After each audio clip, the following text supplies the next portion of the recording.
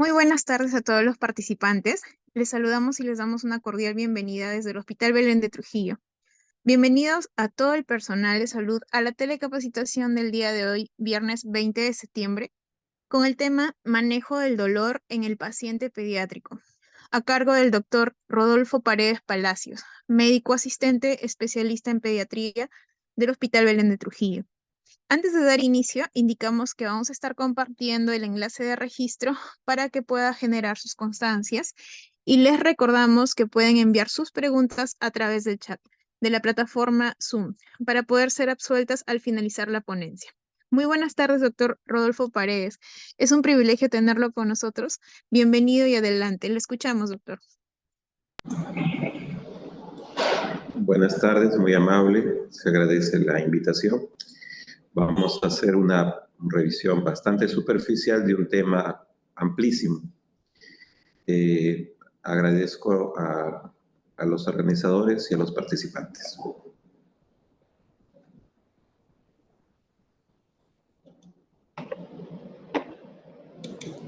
Bien, a grandes rasgos, el manejo del dolor en el paciente pediátrico.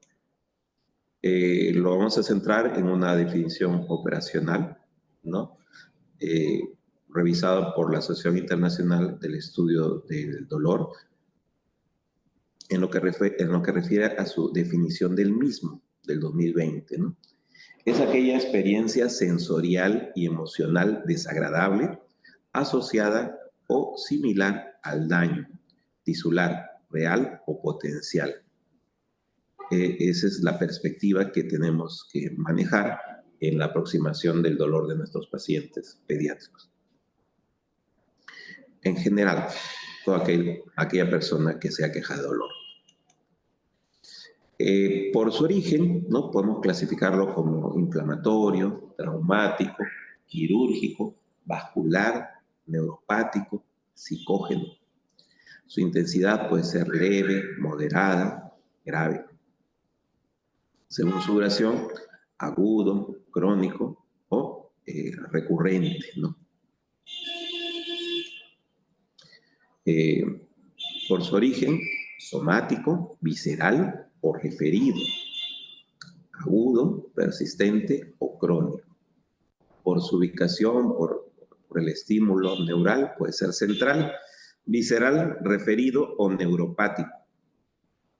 En lo que respecta a las características de la sensibilización, lo podemos reconocer como alodinia, hiperpatía o hiperalgesia. Tres términos nuevos que me gustaría por lo menos que se queden con esa idea. Considerando alodinia, aquel dolor causado a estímulos que normalmente no causarían dolor. El zapato, mira ese zapato no debe estar acá. El zapato debe estar guardado en otro sitio. Tiene razón, debe guardar sus zapatos en otro sitio. Muy bien. Hiperpatía, dolor caracterizado por una reacción anormalmente intensa a un estímulo, especialmente cuando esos estímulos son repetidos. E hiperalgesia, cuando encontramos una respuesta incrementada a estímulos normalmente dolorosos, pero la respuesta es exacerbada ante este estímulo, ¿no? Lo cual lo diferencia con la alodinia, ¿no?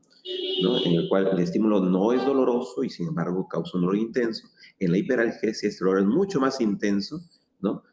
Ante un estímulo que no debería despertar un dolor de esa magnitud.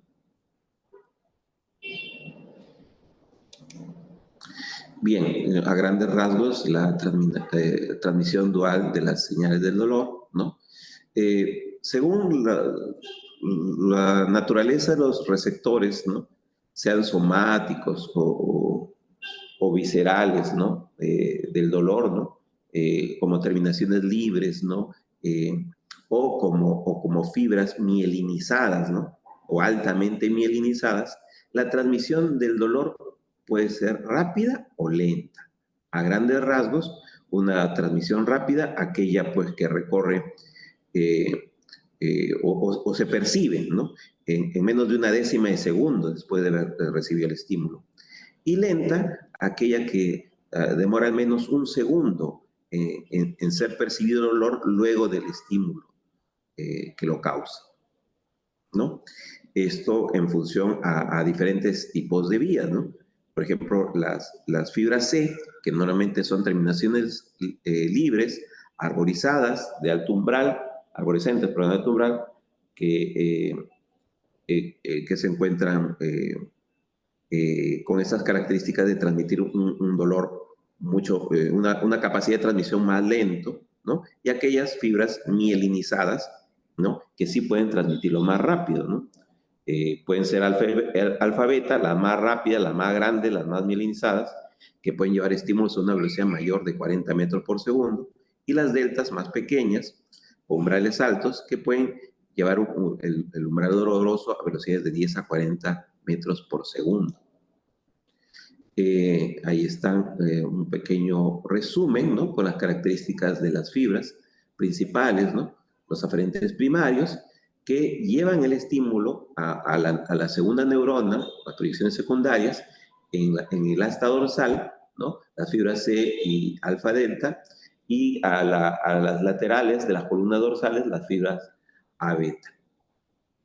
Teniendo por proyecciones terciarias, para el caso de las fibras C, el tracto espinotalámico hasta el núcleo medio dorsal del tálamo, y proyecciones terciarias para las fibras A delta en el tracto espinotalámico hasta el tálamo ventrobasal, y para el caso de las A beta a las columnas dorsales hasta el lemnisco medial, ¿no?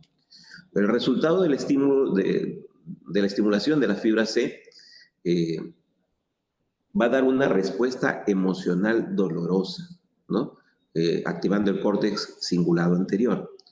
En el resultado de la estimulación de las fibras A delta, ¿no?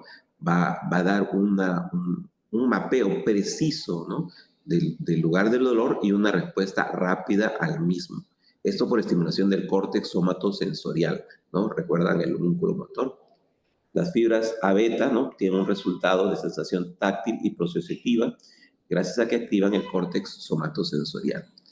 Entonces, dentro de los agentes y fuentes tisulares y sus receptores, ¿no? Asociados con la fibra C, vemos que las aminas, la bradicimina, los ácidos lipídicos, las citocinas, los péptidos aferentes primarios, las proteinasas, o inclusive un pH bajo, o la hiperpotasemia, o lipopolisacáridos, ¿no? De la membrana, o formilpéptidos, pueden actuar como agentes estimulantes. Ay, ¿no lo estoy compartiendo? Perdone. Ok.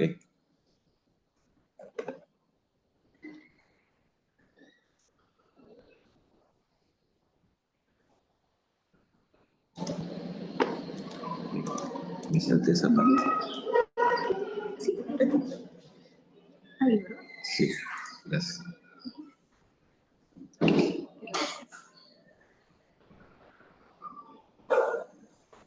Ahora sí. Mis disculpas, no me percaté que no estaba compartiendo las diapositivas. ¿No? Sí. Entonces, estos agentes, estas fuentes titulares a través de receptores específicos, ¿no? Por ejemplo, las aminas provenientes de la degradación de los mastocitos o de las plaquetas, la bradicimina, ¿no? Proveniente de los factores de coagulación, los ácidos lipídicos, la prostaglandina E2, los leucotrienos, las citocinas provenientes de macrófagos, ¿no? Los péptidos aferentes de las fibras C, ¿no? La sustancia P, las proteinasas, ¿no? Provenientes de las células inflamatorias, el pH causado por lesión tisular, ¿no? La liberación del potasio por la misma, adenosina, o lipopolisacáridos provenientes de bacterias, ¿no? En receptores específicos van a ser causantes, ¿no? Del estímulo y la persistencia del dolor. Bueno, una pequeña ayuda gráfica, ¿no? Del dolor referido, ¿no? Esto es cuando a nivel de la médula espinal, ¿no? La zona a nivel de segunda neurona que inerva a la piel, ¿no es cierto? y normalmente es sensible a los estímulos dolorosos de la piel, comparte la misma vía, ¿no?, con aquella zona visceral, ¿no?, o somática de otro cuerpo, de otra zona del cuerpo, ¿no?, y hace que el dolor sea sentido en un lugar que no le corresponde. Es el dolor referido, ¿no? Por ejemplo, ¿no?, tenemos una neumonía basal y tenemos un dolor abdominal, tenemos un infarto de miocardio y sentimos el dolor en el hombro, el brazo, ¿no? Tenemos una pancreatitis y tenemos un dolor en el epigastrio que se proyecta hacia la espalda, ¿no? Tenemos un dolor en vías urinarias que se refleja en el hipogastrio, en la región lumbar, y así sucesivamente, ¿no? Por ejemplo, dolores cólicos o dolores renales, ¿no? Bien, un aspecto importante que me gustaría que ustedes tengan presente siempre es el dolor oncológico. Mi especialidad es la pediatría, pero gracias a los esfuerzos nacionales y regionales, ¿no?, estamos contando con la participación de oncólogos pediatras y hematólogos en esta institución que nos están ayudando en el diagnóstico temprano del cáncer infantil. Un cáncer que, a diferencia del cáncer del adulto, el que nos afecta a nosotros, tiene altas tasas de curación si los diagnosticamos a tiempo. Lamentablemente no lo podemos prevenir por el momento, pero sí lo podemos diagnosticar a tiempo. Y uno de los indicadores, de los 10 indicadores que nos pueden hacer sospechar de que un niño tiene cáncer, es el dolor. Y el dolor oncológico tiene cierta particularidad. Suele ser agudo y episódico durante el curso crónico de la enfermedad, causado por la propia enfermedad, procedimientos invasivos o su tratamiento. Puede estar relacionado al tumor, 25%, a los procedimientos invasivos, 50% al tratamiento, o en un 5% no relacionado necesariamente al mismo. Síndromes dolorosos en los pacientes con cáncer, por ejemplo, cuando tenemos una invasión tumoral de los huesos, ¿no?, hay metástasis, invasión tumoral de las vísceras, invasión tumoral del sistema nervioso central, ¿no? Uno de los signos de alarma, por ejemplo, en niños, ¿no?, con tumores cerebrales, son cefaleas que cada vez se van haciendo más intensas, despiertan al niño y progresivamente nos dan signos de hipertensión craniana, dolor muy intenso, vómitos, puede llegar a convulsiones, trastorno de conciencia, ¿no? En lo que respecta a los tratamientos postoperatorios, quimioterápicos o post-radioterapia, puede haber dolor secundario también. Esta regla, PQRST, es un acrónimo que debemos tener presente para evaluar el dolor. La P, ¿no?, para preguntarnos qué lo provoca, qué lo calma. La Q, la calidad, la intensidad. La R, la irradiación del mismo. La S, la severidad. Y la T, la temporalidad, ¿no? Semiología básica, ¿no? Bueno, entonces, ¿cómo valoramos una sensación que no es la propia, ¿no? Entonces, en niños que no lo pueden expresar con claridad. Por ejemplo, objetivamente podemos estimar la intensidad de un dolor, la presencia e intensidad de un dolor en niños de 3 a 5 años, inclusive menores, ¿no? Estando en estado crítico, ¿no? Usando escalas como el CRAIS, FLAC, KEOPS, DGR y CHIPS, ¿no? Por ejemplo, en el CRAIS, ¿no? Pueden ustedes buscarlo, ¿no?, y aplicarlo en los neonatos, ¿no? Vemos parámetros como el llanto, la saturación, la frecuencia cardíaca, la expresión facial o la alteración del sueño, y lo valoramos del 0 al 2. Y según la severidad, el puntaje nos va a dar la intensidad del dolor del neonato. FLAC, ¿no? Igualmente, considera la expresión facial, el movimiento de las piernas, ¿no?, la actividad, el llanto y la capacidad de consuelo también.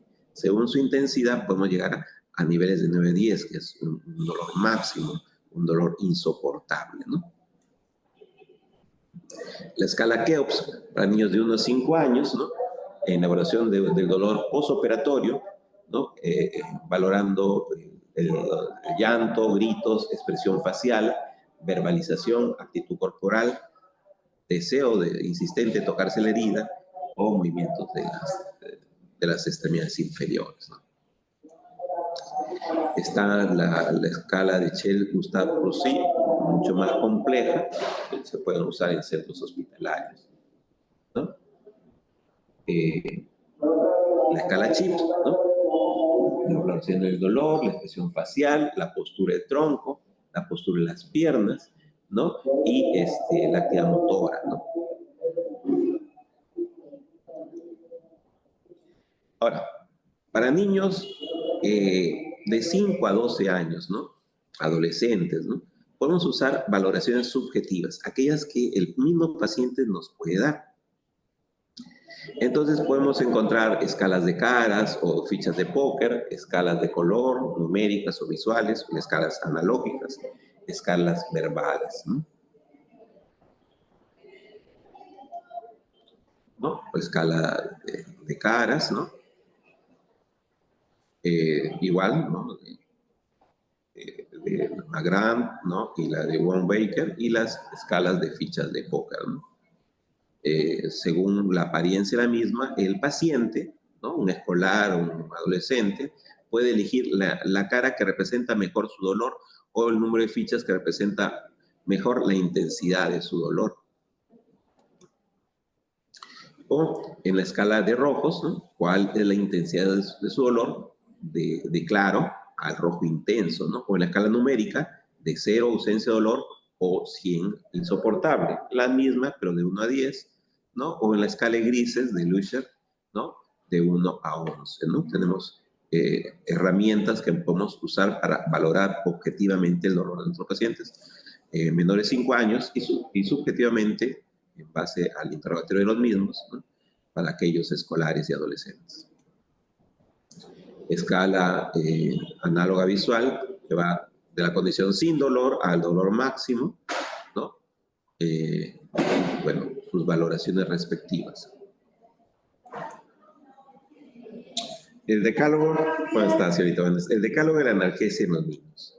Entonces, si vamos a, ya identificamos el dolor, identificamos la severidad, ¿no?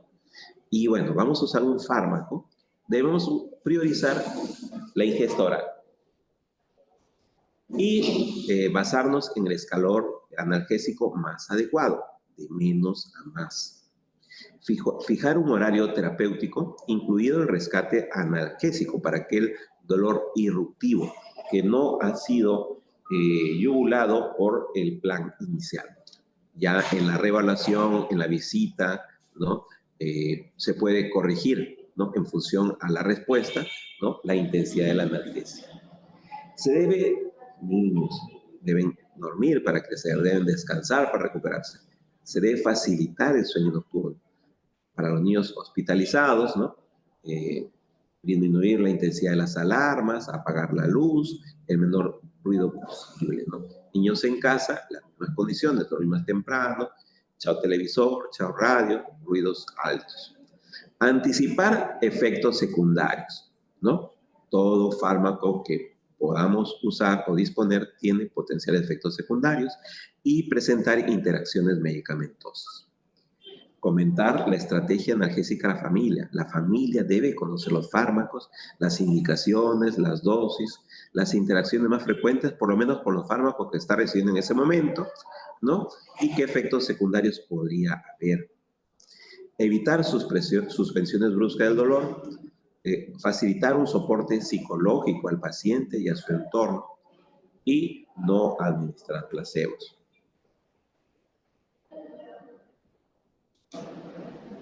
Esta es la escala analgésica del OPS, considerar para el dolor leve, analgésicos no opioides y eventualmente coadyuvantes. Para el dolor moderado, opioides, analgésicos no opioides y también, de ser el caso, coadyuvantes. Y para el dolor grave, opioides potentes, analgésicos no opioides y coadyuvantes.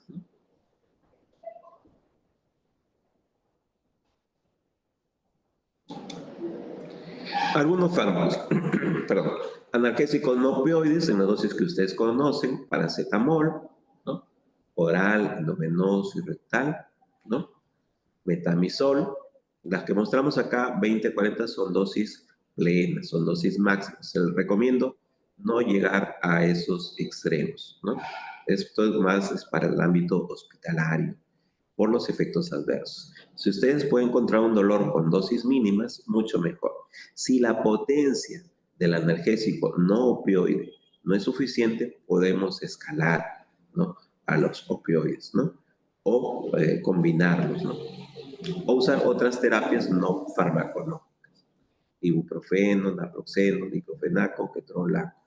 Mención aparte, AINES y dengue, ¿sí? Siempre estar atentos al mapa epidemiológico, qué enfermedades estamos presentando. Mención aparte en los pacientes oncológicos. Si tenemos un paciente oncológico con trastorno de coagulación o cualquier otro paciente con trastorno de coagulación, siempre tener presente que los AINES podrían darnos problemas y no debemos excedernos en las dosis. Usar fármacos más seguros en ese aspecto. Los analgésicos opioides son los analgésicos de elección en el abordaje del dolor moderado a intenso. De los más leves, codeína, tramadol, a la morfina, en sus múltiples presentaciones y vías de administración, oral, endovenosa, subcutánea, ¿no? Oxicodona, fentanilo, metadona.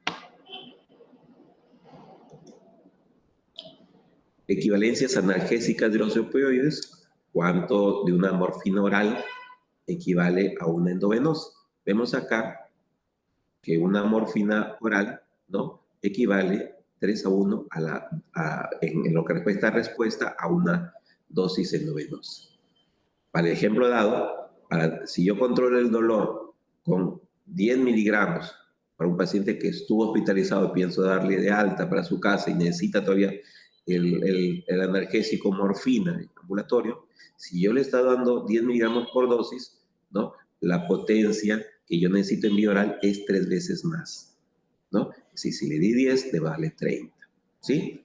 Para subcutáneo, esa es para la presentación endovenosa. Para subcutáneo, la potencia cambia de 1 a 2, ¿no? Si yo le di 15 de subcutáneo, le vale 30 de oral, ¿no?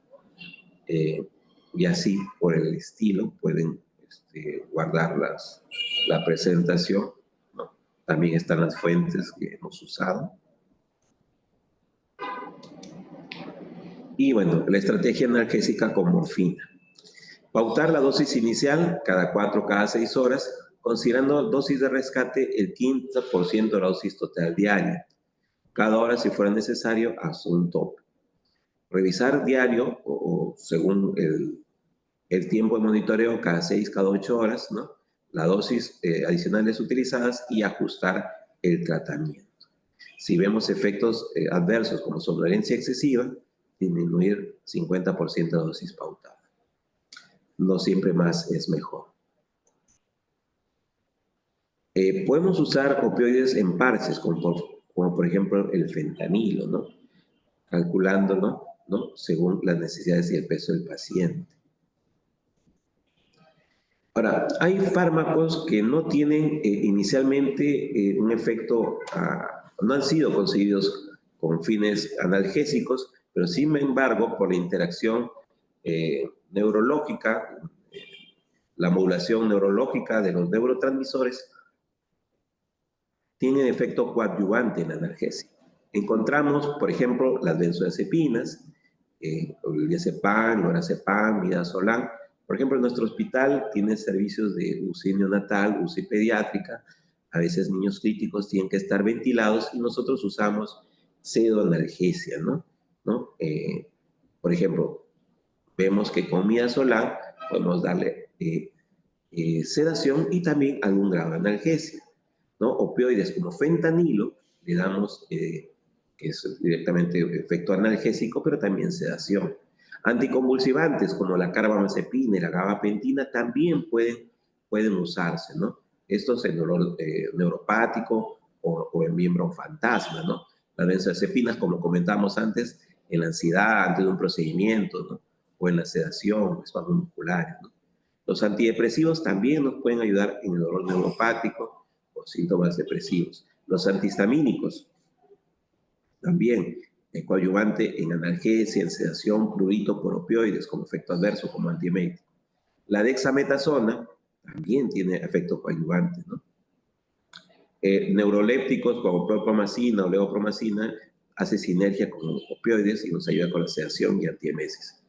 Y los bifosfonatos también en el caso de los dolores óseos. Para el caso de ciertos fármacos, ¿no? Como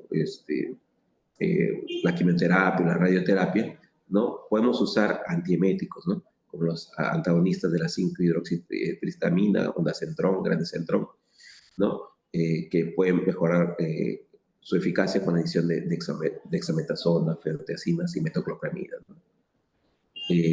En la constipación, los opioides pueden causar constipación, se pueden usar fármacos también para prevenirla. Los opioides también pueden causar prurito. Entonces se pueden dar dosis bajas disminuir la dosis de opioides y usar antihistamínicos o antidepresivos. También podemos manejar el dolor con anestésicos locales y regionales, como el EMLA, que es una mezcla de lidocaína y pirocaína, por ejemplo, previo para venopunciones, punciones lumbares, lidocaína en crema, lidocaína sin epinefrina, parches de lidocaína para dolor neuropático, bloqueos regionales, ¿no? Anestesia epidural, analgesia intratecal o ablación del nervio afectado por dolor refractario. Terapias complementarias o alternativas. Les mencionaba que no todos son fármacos. Hay terapias con valores diversos de nivel de evidencia que han abordado ciertos beneficios en algunos dolores particulares. Así, la acupuntura ha mostrado ciertos beneficios en el dolor crónico en adolescentes, náuseas, vómitos, cefalea, síndrome de abstinencia y el dolor neuropático inclusive. La hipnoterapia también se ha aplicado para reducir el dolor, la ansiedad, las náuseas y los vómitos. Los masajes como terapia adyuvante para el dolor, el biofeedback, ¿no? Técnica de respiración, meditación, modificaciones de parámetros fisiológicos. Se ha usado, por ejemplo, para la migraña. La botánica, ¿no? Nuestro país tan rico en eso, hay especialistas en esa área. Han mostrado que el uso de hierbas medicinales pueden usarse dentro de la terapia alternativa, por ejemplo, para la otalgia, ¿no? Magnetos, ¿no? Ahí a considerar del terapeuta, ¿no? Para esos dolores recalcitrantes. Siempre el soporte espiritual, la religiosidad, ha tenido un efecto directo en la depresión, ¿no? No se ha visto el mismo efecto en la analgesia. También hay quienes recomiendan el yoga terapéutico. Para recomendaciones se le remite al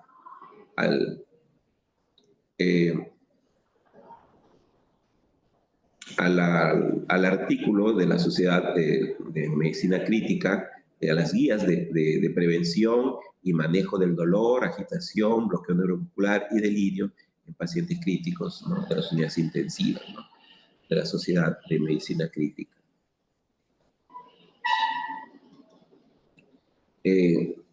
Bueno, cuando la causa del dolor no puede ser curada, los cuidados paliativos tienen un rol protagónico, ¿no? Estos buscan una atención integral, cubriendo aspectos físicos, emocionales, sociales y espirituales, con intervenciones dirigidas a mejorar la calidad de vida y bienestar del paciente, que también se extiende a los padres y demás miembros de la familia, respetando la dignidad y los valores del paciente y adaptando la asistencia a los cambios de situación clínica o del lugar donde el paciente esté o quiera ser atendido. Estos deben ser integrados durante todas las fases de tratamiento de los pacientes y deben proseguir en la unidad familiar tras la muerte del niño o adolescente, ¿no? Los cuidados paliativos no se reservan para el fin, ¿no? de la enfermedad, se anticipan en aquellos pacientes que tienen enfermedades potencialmente graves, potencialmente discapacitantes. Y el enfoque no solamente se da al paciente, sino también a su entorno.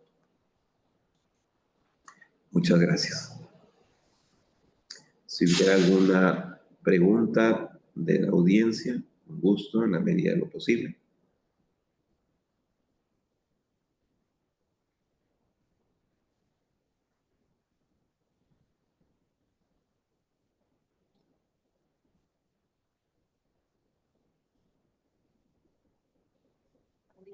Muchísimas gracias, doctor, por la ponencia del día de hoy.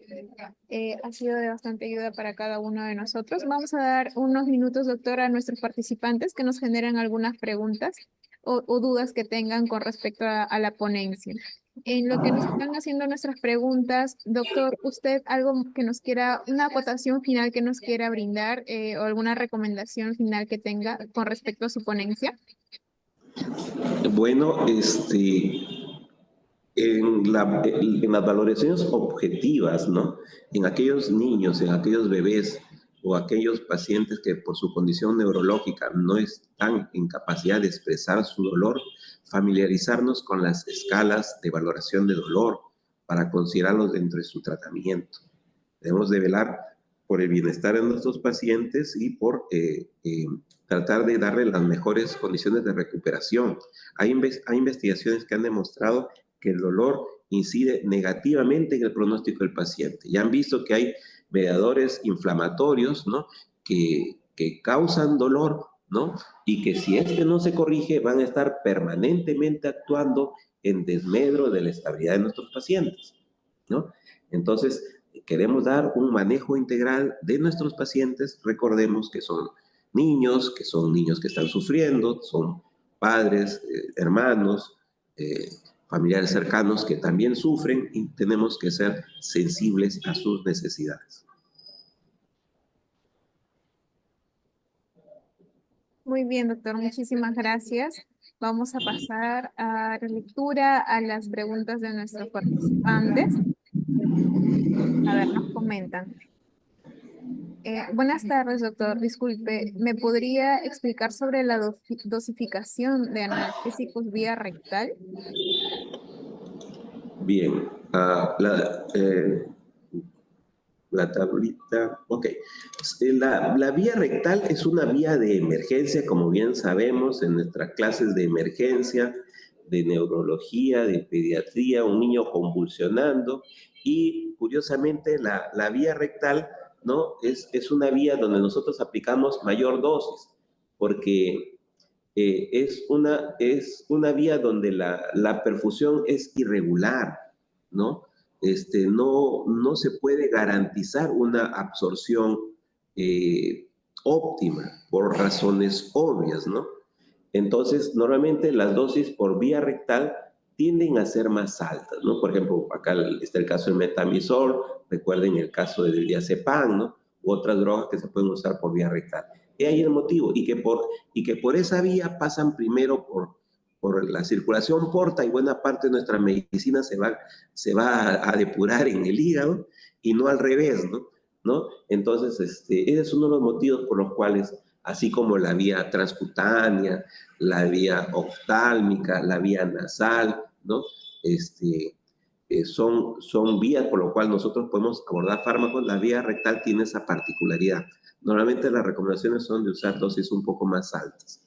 Siempre es ser muy cuidadosos de la fuente que respalda la dosificación y no, mi recomendación personal es no ser muy entusiastas en la dosis, no pretender resolver el problema con dosis altas. Siempre está el problema de los efectos adversos, alergias y demás. Muy bien, doctor. Continuamos con las preguntas. Nos indican, ¿la oxicodona se usa ya en el Perú?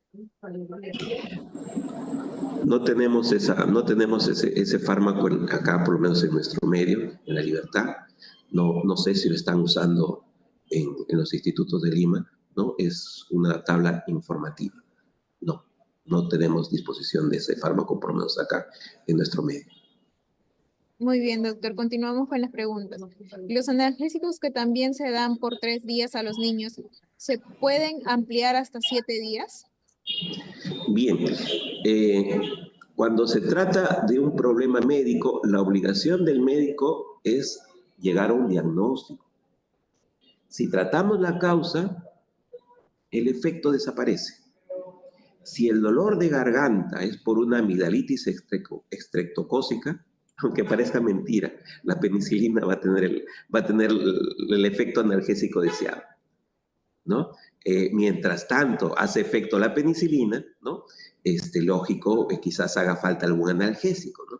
Y bueno, como bien sabemos, en nuestro medio las enfermedades más frecuentes son las infectocontagiosas, de ellas las virales, ¿no? Se estima que un plazo de 48 a 72 horas, una infección viral ya dé signos de mejoría, ¿no? Si vemos que hay una molestia, hay un dolor que no mejora y está asociado a signos de deterioro, reevaluar el diagnóstico, pedir una evaluación adicional, ¿no? Acá el fin no es solo aliviar, sino es tratar la enfermedad que la causa, ¿no? Si no, vamos a entrar en empirismos peligrosos. Muy bien, doctor. Continuamos con las preguntas. ¿El uso de ácido acetil salicílico se encuentra contraindicado en niños? Bueno, mencionaba que las enfermedades infectocontagiosas son las más frecuentes, ¿no? Y hay enfermedades eruptivas que con ácido acetil salicílico dan complicaciones neurológicas graves, como el síndrome de Rey. El ácido acetil salicílico en pediatría, más que como analgésico, se usa como antiinflamatorio o como antiagregante, ¿no? Les he mostrado una lista bien grande de fármacos, ¿no? Y no está el ácido acetil salicílico dentro de la elección. En niños no es de elección, ¿no? Tenemos muchas alternativas mucho más seguras, ¿no? Recuerden el efecto en la coagulación del ácido acetil salicílico. Muy bien, doctor. Como última pregunta, nos comentan, ¿los histamínicos desde qué edad son indicados? Bien, la mayoría de los fabricantes lo recomiendan en mayores de 2 años, ¿no? Por razones de seguridad, ¿no? Cuando de adultos hablamos, todos partimos de la imagen de un adulto sano, con buena función hepática, buena función renal, y que, bueno, si no tiene mayor problema, puede metabolizar perfectamente los fármacos. Eso no se da en los ancianos, en los adultos mayores, ¿no? Y tampoco se da en los niños, que mientras más pequeños son, tienen menos posibilidades de depurar los fármacos. Sus sistemas de depuración y desintoxicación están todavía en proceso de maduración y están más expuestos a la toxicidad de los fármacos por acumulación. De ahí que hay fármacos que no son seguros por debajo de ciertas edades, ¿no? Siempre prudencia, no tratar el síntoma, tratar enfermedades. Muy bien, doctor. Muchísimas gracias por sus respuestas y muchísimas gracias también por tu participación el día de hoy en la ponencia. Agradecemos también a Muy nuestros amable, muchas gracias participantes. por la invitación. Igualmente, doctor. Gracias. Agradecemos también a nuestros participantes y hacerles recordar que se pueden registrar en el link que se ha enviado en el chat del Zoom para que se les pueda generar sus constancias. Muchísimas gracias a todos, doctor. Esperamos tenerlo en otra oportunidad con nosotros. Buenas tardes con todos. Hasta luego.